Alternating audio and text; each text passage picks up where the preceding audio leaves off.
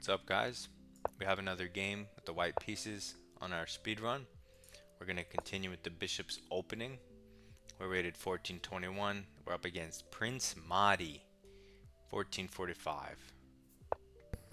So I'm not sure I've ever played a prince before. So this guy goes c6, trying to play d5. He wants to support d5. Take takes, takes, takes. So it's an idea, not much you can do about it really. But what can we do? Well, let's see. This, what's the drawback of this move? Well, it doesn't develop a piece. It takes away the square from the knight. So in light of that, I'm going to attack immediately with d4, which we don't normally do. We usually just close the pawn chain. But since he doesn't have the move knight c6, and he's making pawn moves, I'm going to just open up the center immediately and take back with the queen, which cannot be hit by the knight. So now,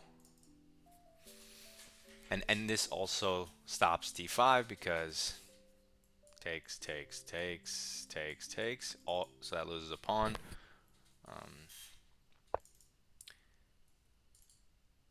So black goes bishop b4, pinning our knight, also making d5 potentially possible again because the knight won't be supporting that square because it's pinned. What's the drawback of this move? Well, generally, when they say knights before bishops, the knights here protect that piece, right? So that's one of the reasons. So for example, in this case,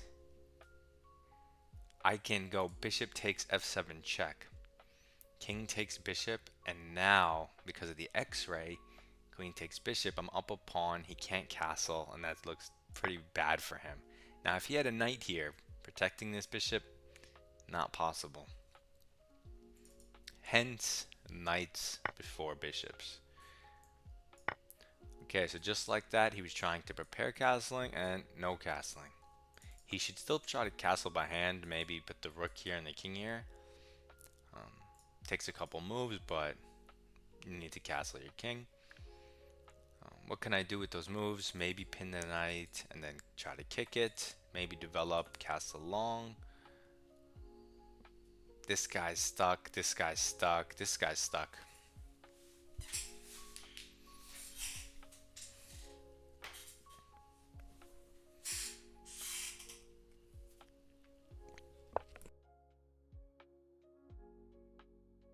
What did he just do?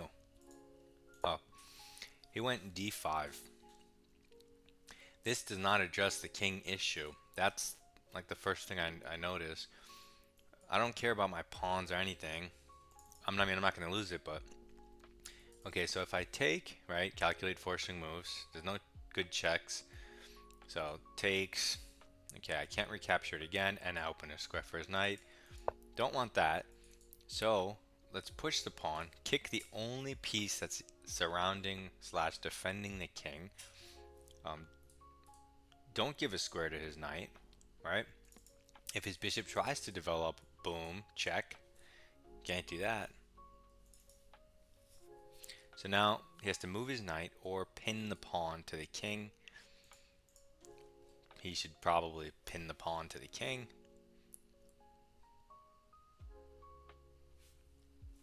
So like rook over, let's say.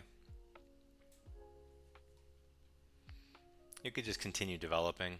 So I'm thinking you could go f4, but I don't know if that's good. So like here, f4.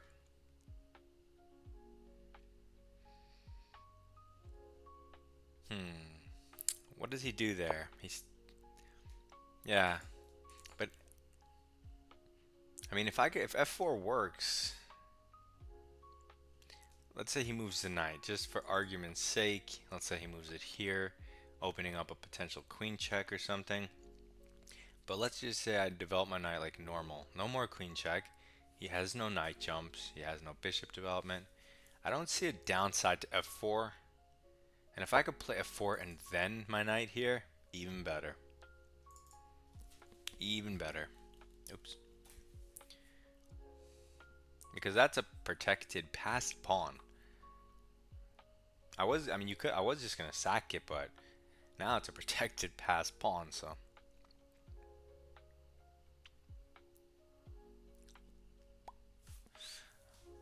Maybe he should, well, he can't. Well, let's see. Let's try a crazy line for him. This, check. Okay, now he hits the queen, creating some room for his pieces, but it's a pawn move. I mean, it's slow, but yes, I have to move my queen, so. I guess this is the only, like, normal square that makes sense, right?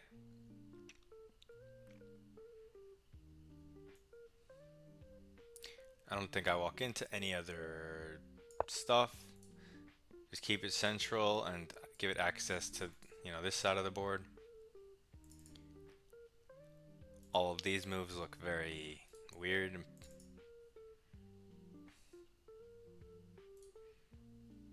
And also, it helps him with tempo. So this move looks fine. Now I just need to develop. Get in some good stuff.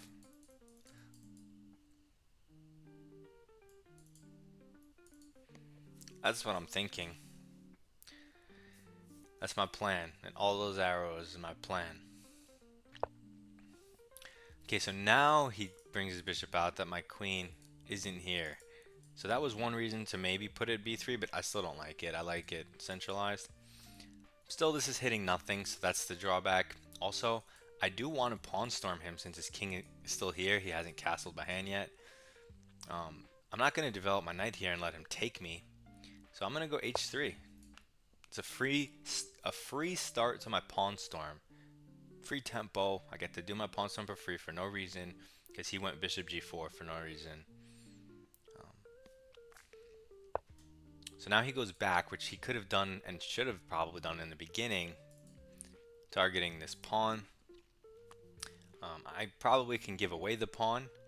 I might give away the pawn.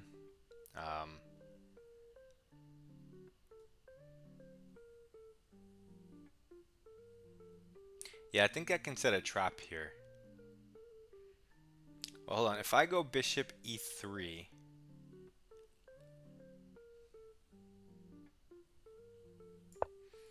this blocks the rook's x-ray, so now his knight's hanging.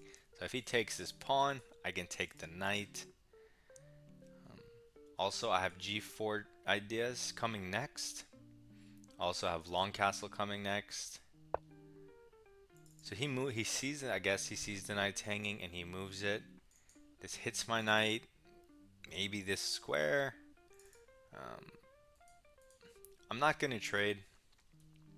I'm going to continue with my pawn storm with tempo. Just making sure that this does nothing because I move my rook up. And now these pawns look very strong to me.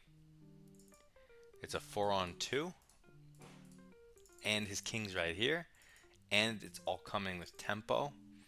If he moves his bishop more tempo, it's trapped there. If he goes the other way, that's a piece. If he goes all the way back home, that's embarrassing. So he'll probably just rather lose a piece. And also you lose connection with the knights, and then knight takes knight, pawn takes knight, queen takes knight, wins a pawn. Followed by rook d1 hitting the queen. So he moves the knight out of the way, which hits the rook. I think this is a bad move. Maybe he's hoping I get a bishop, he gets a knight, and then I hunt the knight. But I could just move my rook. His knight is trapped, unless it goes back where it came, but the bishop's currently hit. So, good luck.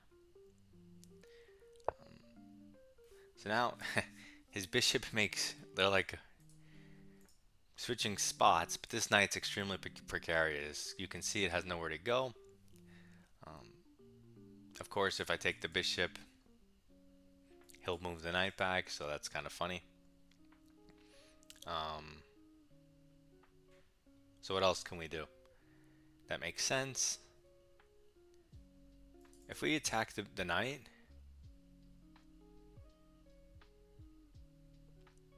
where's that knight going?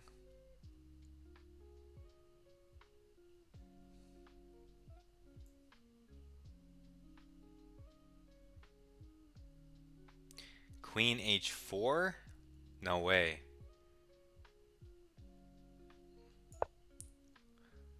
No way he puts his queen here, right?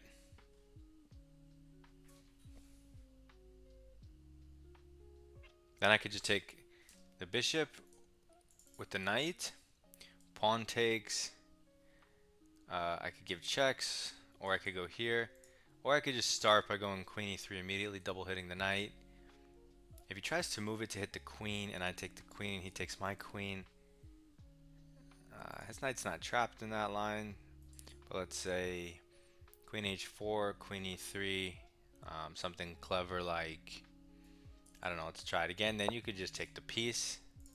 So he does go queen h4, but this looks wrong for so many reasons. If I take this and he takes with the knight, he loses the queen. If I take this and he takes with the pawn, I have checks. Do they do anything? Check. Here. Check. That definitely does something. Otherwise, check.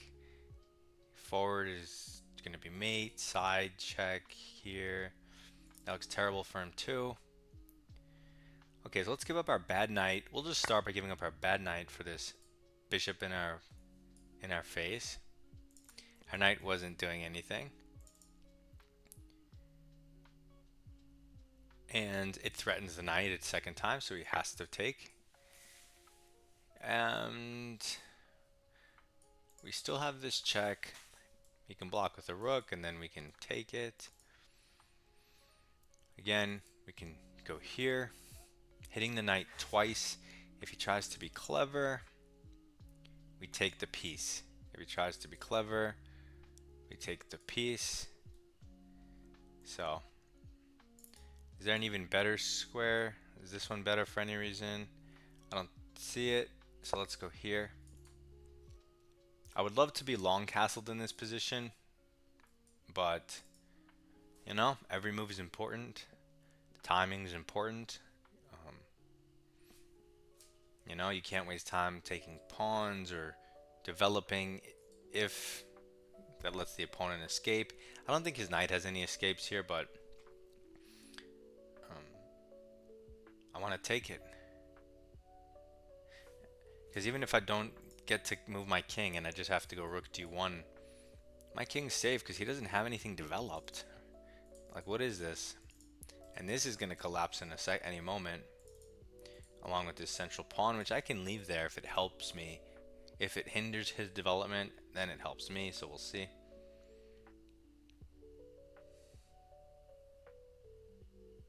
And he has no dark square control. You can see that I have the dark bishop, and he's just... So he develops a knight. He doesn't go for anything. He doesn't even try anything. The downside, of course, the knight's hanging. Take it with tempo. Queen goes back home. Long castle. Boom. We get it in at a beautiful time. Now our king's safe. Our position is so good. It's so good. Take this pawn. Rook over. Knight in. Bishop here. Best position ever. You just have to, how did I come up with that? It's just like, well, where do you want your pieces, right? You want your knight here, so you take the pawn. Your bishop's looking at nothing, so the good thing is the bishop here supports pawn pushes. So if you're gonna, it depends if you want to play on the d file or go for pawn pushes. At this point, I'm up a piece. The way everything's looking, the d file is the way to go, it seems. So I'm gonna double stack and put crazy pressure on the knight. Get my rook, very strong piece, into the game. And now I have control over the d file. It's going to be very hard for him to contest it and put a rook there. And even if he did successfully, all that means is mass trades of rooks, which leads me to be up a piece in an endgame. So he defends the knight, right? You could try something like this now, but I still don't want to get fancy. I like these pawns. They look nice. I want to win in a different way. Let's put it that way. So I'm just going to take this pawn, bring my knight out. I mean, if you calculate like crazy, like every time you push pawns like this, you always have to calculate and consider what squares are loose, not only for your pieces, but for the opponent's pieces. and then further pawn pushes down the line, and pawn pushes just complicate things like crazy. Okay, so he moves his king finally on move 21. He castles by hand. He should have done that a long time ago, but better late than never, some people say. I don't know why. I don't like this x-ray, so I could just get out of it with tempo. It doesn't bother me enough that I would waste a turn, but with tempo, it's a free move. Otherwise, I'll just develop my knight. That makes sense as well.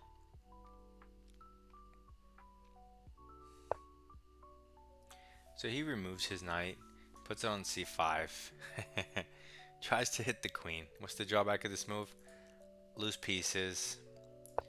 Comes with a check. This forces him to go back, which would be nice for me because then it would be my turn. I get to do what I want. However, in this case, it looks like I might have f5 winning a piece, which is just an extra bonus. Let's see, f5. He hits my queen. Again, he hits my queen. Then I have to move my queen. You see, this is why you have to consider resources for your opponent. How annoying is that? So instead of that,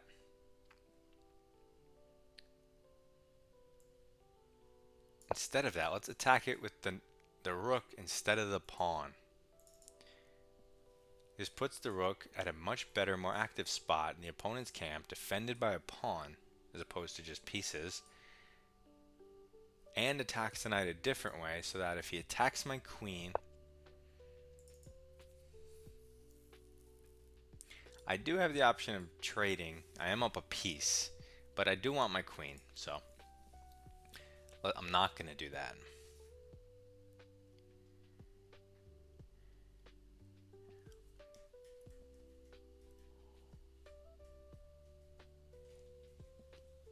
It's too bad I can't stay on this diagonal. Oh well. The difference between attacking this with the pawn and with the rook is that, like I said, this is a more active move in his position. So now when he plays this, the drawback is it undefends this. So I can take it like this with the support, attacking the knight. Still twice. It's not pinned now, but it also has nowhere to go. So it's kind of pinned in theory, in essence. So now we trade queens, and I'm up a bishop and 3 pawns. I have a majority on both sides of the board. I also have tactics. All you have to do is trade everything. So I don't know, knight in here looks like a move. A rook up. Okay, so he just brings his knight back. I'm not really sure what it does. I mean, it obviously attacks the rook, but who cares? What happens if I just attack your pawn? Or even if I went here and attacked your knight? Like, what's the point of that move? Okay, he attacks my king. I'm going to develop my knight instead of taking his pawn, because I want my pieces in the game. It also... Okay, so he does that. I'm going to develop my knight closer to his king and offer this trade while threatening some potential forks, maybe some checkmating nets. He walks into the fork, so he might resign. Okay, so we take the rook, and now this is easily winning, also because he has less time than us.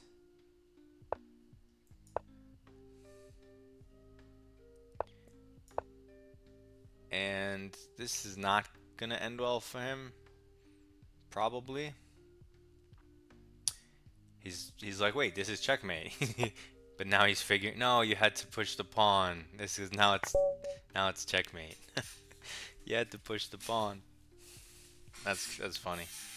And yeah, there you go again. Another beautiful mating net that you only see when you realize what squares your pieces control. Okay, so that was, what was that? Oh yeah, bishop's opening. Another good game in the bishop's opening. Another fun attacking setup that I think you can try to play as a newer player. It's pretty logical. Not too many tricky moves you need to know. So you can give it a try. I hope this helps. Good luck in your games.